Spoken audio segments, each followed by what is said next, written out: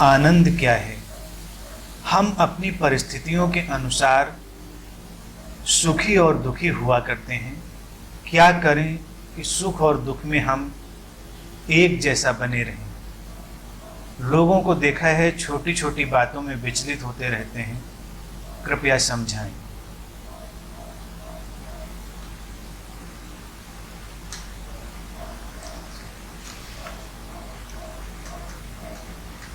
सुख और दुख में एक जैसा बने रहने की कोई आवश्यकता नहीं है।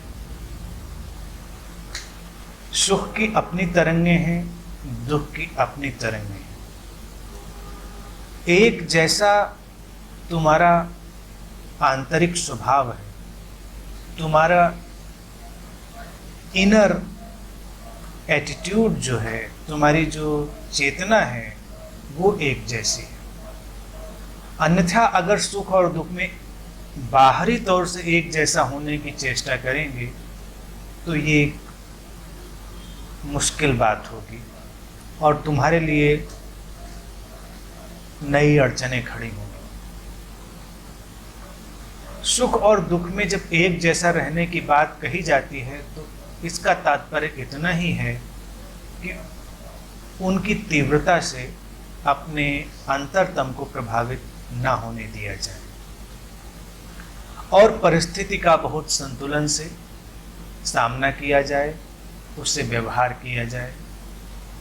चूँकि ये पृष्ठभूमि अलग अलग है, पृष्ठभूमि की तरंगें अलग हैं, उनका स्वरूप अलग है, उनके रंग अलग हैं, तो तुम्हारी जो बाहरी स्थितियां हैं वो भी अलग होंगी। एक जैसा होने का तात्पर्य ये नहीं है कि तुम वैसे ही बने रहोगे। कहीं तुम ज़्यादा उत्साहित होगे, कहीं तुम ठहरे हुए होगे, कहीं तुम सजगता का भिन्न ढंग से उपयोग करोगे, कहीं भिन्न ढंग से उपयोग करोगे। और अपने गहरे में तुम इस बात को जानोगे कि ये दोनों चीज़ें परिवर्तनशील। जो ये जानता है कि ये दोनों परिवर्तनशील हैं, वही एक दिन अपने भीतर ठहर जाता है। आनंद उसी ठहरी हुई अवस्था का नाम है।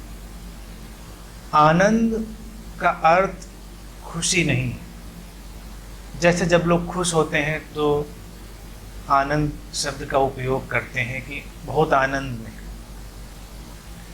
या किसी बात में रस आ रहा है तो कहते हैं हम बहुत आनंदित थे।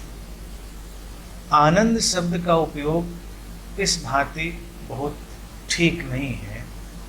आनंद तुम्हारी चेतना की स्थिति है। इसीलिए हम जब योग की भाषा में अपने शरीर को देखते हैं तो पंच कोशों की जो बात है, तो आनंदमय कोश अंतिम कोश है। उसके बाद शरीरहीनता की स्थिति है। आनंद का अर्थ है जहाँ सब ठहरा हुआ है, जहाँ पूरी स्थिरता है, जहाँ गहरी शांति है, जहाँ कोई हलचल नहीं है, वो अवस्था आनंद है। तो जब कहें कि हम आनंद में हैं तो उसका इतना ही अभिप्राय है कि हम अप्रभावित, हम अपने भीतर के स्थिर बिंदु को जान रहे हैं। परिधि पर कितनी भी हलचल हो, हम हलचल के साथ भी बह रहे होंगे, ऐसा नहीं कि नहीं बहेंगे। कहीं आग लगी होगी तो तुम्हारा व्यवहार अलग होगा, कहीं कोई आकस्मिक परिस्थिति होगी तो तुम्हारा व्यवहार अलग होगा, और कहीं संगीत चल रहा है, नृत्य हो रहा है तो तुम्हारा व्यवहार अलग होगा। अब आग लगी होगी या कोई आकस्मिक परिस्थिति होगी, उसमें भी तुम वही व्यवहार करना चाहोगे जो संगीत और नृत्य के समय करना चाह रहे हो, तो मुश्किल हो जाएगी। एक जैसा व्यवहार नहीं होगा, एक जैसी चेतना की अवस्था होगी। व्यवहार तो अलग अलग ही होगा, क्योंकि जब आकस्मिक परिस्थिति का सामना कर रहे होगे तुम, तो तुम्हारी तीव्रता, तुम्हारे रिफ्लेक्सेस, तुम्हारी इंटेंसिटी सब अलग ढंग से ही आवश्यक होगी।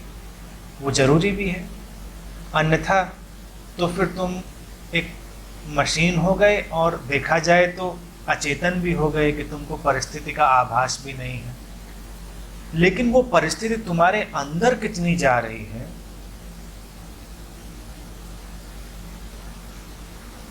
इससे अंतर पड़ेगा। लोग छोटी छोटी परिस्थितियों से विचलित होते हैं, जैसा पूछा है, तो ये विचलित होना मानसिक है। जो लोग विचलित होते हैं वो परिस्थितियों का सामना ठीक से नहीं करते। जो लोग छोटी छोटी बातों से विचलित होते हैं वो परिस्थितियों को ठीक से हैंडल भी नहीं कर पाते, उनको मैनेज भी नहीं कर पाते, क्योंकि विचलित होना एक मानसिक प्रतिक्रिया है। तुम विचलित हो और उस समय तुमको ये भी पता नहीं हो पाता है कि अब तुम्हें करना क्या है, तुम्हें इस परिस्थिति में एक्शन क्या लेना है, इस समय व्यवहार क्या करना है। तो विचलित होना इसीलिए कई बार बहुत पीड़ादायी बन जाता है। परिस्थितियों से विचलित हो हम, या किसी भी काल्पनिक चीज से विचलित हो, विचलित होना ही सबसे बड़ी समस्या है। और जब कोई विचलित है तो वो आनंद से दूर है। आनंद से दूर है अर्थात वो अपने भीतर की स्थिरता और शांति से दूर है। जब तुम आनंदित हो तो स्थिर हो और शांत हो। आनंद का पर्यायवाची अगर ढूंढा जाए तो वो दो शब्दों से मिलकर ही बनेगा, स्थिर शांति। यानी कि ऐसी शांति जो ठहरी हुई है, जिसमें कोई हलचल नहीं हो रही है।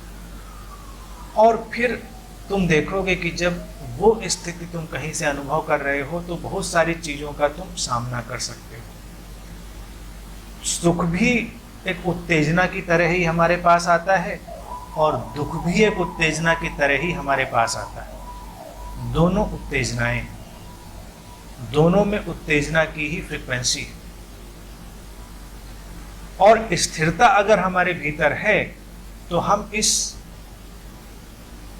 उत्तेजना का ठीक ठीक समाधान कर पाते। तो व्यक्ति को पहला तो यही स्मरण रखना है कि जो चीज सामने है उसको ठीक से समझें और उसका ठीक से निवारण करें, जो भी समझ उस समय तुम्हारे पास है। और ये भी जाने कि ये स्थिति बदल जाने वाली, ये सब फ्रीक्वेंसीज हैं जो बदल रही हैं, वो जल्दी ही बदलेंगी।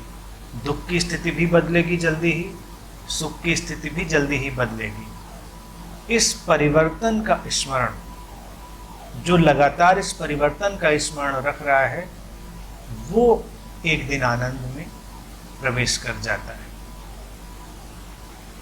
तो एक जैसे व्यवहार की या सुख दुख में एक जैसा रहने की जो बात कही गई है, लंबे समय से कही जाती रही है, मैं सोचता हूं कि इसको गंभीरता से समझ लें। व्यवहारिक तल पर एक जैसा कुछ भी नहीं होगा, एक जैसा आंतरिक तल पर होगा। और एक जैसा तुम्हें आंतरिक तल पर ही होना है। बाहरी तल की परिस्थितियों के अनुसार ही तुम्हें व्यवहार करना है। तो सुख का भी तुम आनंद ले सकते हो, आनंद लेने में बुराई नहीं है। आनंद लेने का अर्थ इतना ही है कि अपनी स्थिरता और शांति के केंद्र से उसको तुम देख रहे हो।